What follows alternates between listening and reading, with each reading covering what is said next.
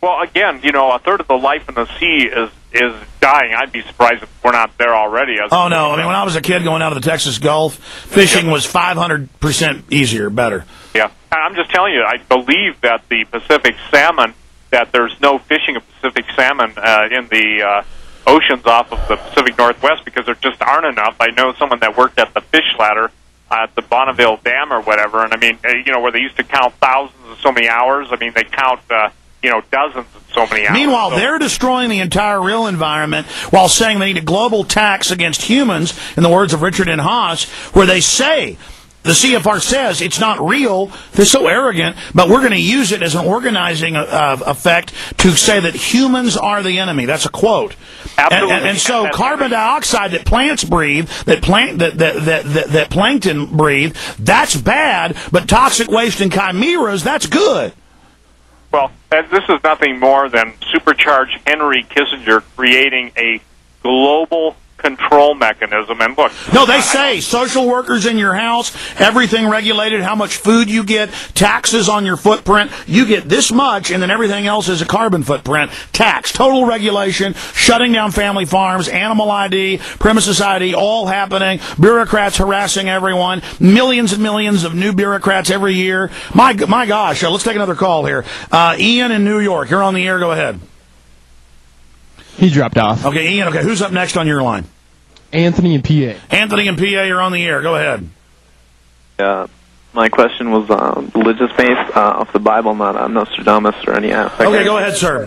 I was curious how you feel about the prophecy of essentially the one world government ending. Do you think it will be a 2012 event?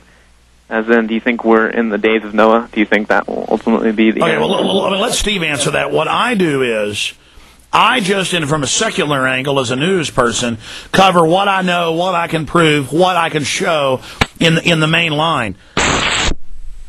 Now, Steve does that also, but then brings in, you know, the Bible and things, which meshes with it 110%. So that's basically what we're talking about here. Steve, your comment.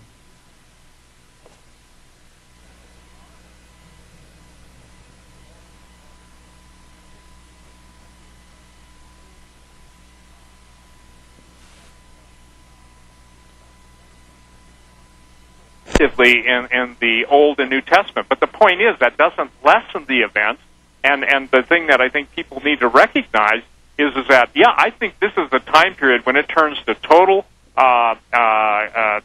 total garbage, and the point is that we always talked about, well, a man will work in an entire day's wage for a quart of wheat, you know, and a pint of oil. But the point is now, guess what? The wheat's disappearing. The oil, even the olive oil crop in the Mediterranean countries that raise the majority of olive oil, they're not having a banner year. And I got to tell you something. It's the manipulation of the weather. Weather's everything. Climate is everything. And, you know, the horrific, and I'm spelling horrific, WHOREIFIC, in other words, the whore nature of the entire global warming issue. When does anybody deal with HAARP? When does anybody deal with... Well, exactly. I want to... absolute key here. We know that global warming is a fraud. Well, I'll tell you what, we're going to go to break here, but on my internet feed, for everybody watching on PrisonPlanet.tv and on the internet streams at Infowars.com, just those streams will have the behind the scenes here with Steve Quayle. Because of time constraints, we're going to go ahead and talk during this break on my internet feeds at Infowars.com. So let's keep Steve up. Steve? It is a big idea. Steve, exactly. And I've made allusions to this. I know you've talked about it. Not only is there math and there's science, and they admit now global warming isn't, quote, causing what they're saying, but they are manipulating the weather. I believe that they're going to cause more and more havoc and then say, see, we've got to have the global government because all these horrible things are happening. Your take on that? Absolutely. I'm absolutely tracking with you. That is my entire basis of my premise. They're creating the problem. They're telling everybody, but they're blaming man. Isn't that interesting? It's those wicked men. You get rid of the wicked men, and we have this palatial panacea. We basically have an Eden-like environment. We get to live forever. We get to have our our memories downloaded continually. We'll never grow old, and this place just turns into an Eden for us. And that's what the transhumanists are saying. Absolutely. Look, the transhumanists are more honest than most of the Christians that don't get it. That doesn't mean they're righteous. It doesn't mean they're saved. It doesn't mean that God approves of them. It just means that that children of the light sometimes choose to walk in darkness. The people that are walking in darkness, they walk in that realm of darkness, so they're happy with any light. What we're telling people, Alex, point blank, is that the entire global warming issue, look, it is real. When volcanoes go off, a couple years ago, a couple hundred undersea volcanoes. Last year, 6,000 undersea volcanoes. I want to talk about that in the next hour. Can you stay with us till 20 after? Sure, I'll stay as long as you want. Okay, well, here's the deal. I want to play this 8-minute clip when we start the next hour. You'll have an 8-minute break. You'll probably want to listen to it. Actually, though, the network had it. I've got to play that from my end, so I need to find it here. But we're going to play, and PrisonPlanet.tv viewers, you'll be able to actually watch this video. And I was already aware of these clips from mainstream news, but some folks have made a documentary about it.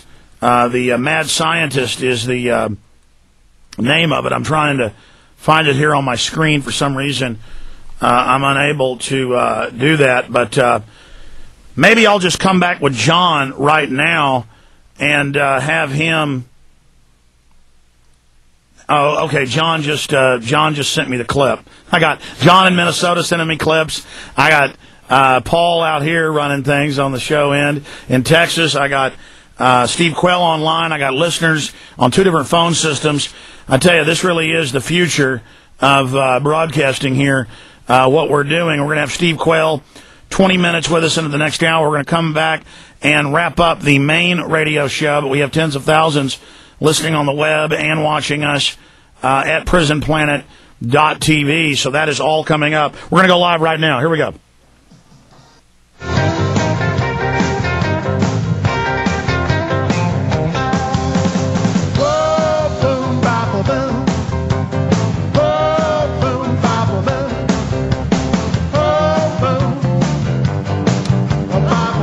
Okay, we're going to start the 5th hour of Overdrive with Steve Quayle. I'm going to play like an 8-minute clip, Mad Scientist, Transhumanism, from a new documentary film that is coming out that just takes their own public admissions. These are top scientists, heads of departments. They are not us picking out a few bad apples from the transhumanist movement, which has got William Shatner and just thousands of prominent people. When you get to the leaders of it, it is, we want world government. We're going to kill the majority of people. The cyborgs will rule. That's why they throw it in your face through, the Star Trek and stuff with the Borg. And they believe they're going to live forever, but they can only have access to it. They can't give access to 6 billion people. It's just like the movie Moonraker. If you notice all of these different James Bond movies, they'll all, the last one's about genetic engineering and killing people for their genetic material, or government-sponsored terror, or corporate-sponsored terror, false flag terror. They throw it, the guy that, Ian Fleming, who wrote these, was a member of MI6. And so he said he was, throwing this in your face. But Moonraker, where a super-rich trillionaire is going to release a bioweapon to kill all humans, he takes master race people up to a space station to wait out the year while the Earth dies. They're throwing it in your face. When you read their actual documents, there's thousands of them. Everything they do is for this, and their God, they believe, is enlightening them to make them gods, but first we have to be killed. We're going to play 8 minutes of this, come back, get Steve Quayle's take on it, then we will talk to Aaron, Eddie, Rob, Dr. Mike, and that's going to be it for calls. We'll go about 20-25 minutes into the next hour. For PrisonPlanet.tv viewers, you can watch us on video right now. If you're a PrisonPlanet.tv viewer or any of the radio listeners at Infowars.com, you have to go to those streams to hear this hyper overdrive broadcast we'll be doing with Steve Quayle. SteveQuayle.com. Go there, get his books, watch the films he's involved in. An incredible asset. SteveQuayle.com. But Steve, in the 3 minutes we've got left at the end of the main transmission, you've got the floor. Any other key points you want to make? Well, yeah, I think the thing is that we used to be able to look at all these events and put them into a reference that we could kind of compartmentalize in our mind. Now everything's coming at us so fast, so furious, Alex, that it's like your 4-hour show. You need that amount because the stuff is happening, and it's going to get worse. It's going to speed up. And as it speeds up, the ramification or the time for anyone who's listening to this broadcast to deal with the ramifications when they go to the store. Listen, I went on record 5 years ago and I said I really believe in prayer, and this is a matter of record on my radio broadcast. The time will come when no planes will fly, no trains will run, no cars will run, that America will literally be brought to a standstill. And we're going to have... And that was because you saw them making movements to do that? No, I think it's, well, quite candidly, it's because I was really praying. This stuff like troubled me, and I really was praying, and when I said crying out to God, saying, Lord, show me what's going to happen so I can warn your people. You see, as a watchman, you're one of those too. You see the stuff that's coming afar off. You're not responsible any more than I'm responsible for how people respond or don't respond. We're warning them, Alex. Come on. You've done so many videos, so many broadcasts, and the thing is, I say to those people that listen in and kind of scoff or mock, what more evidence will you need?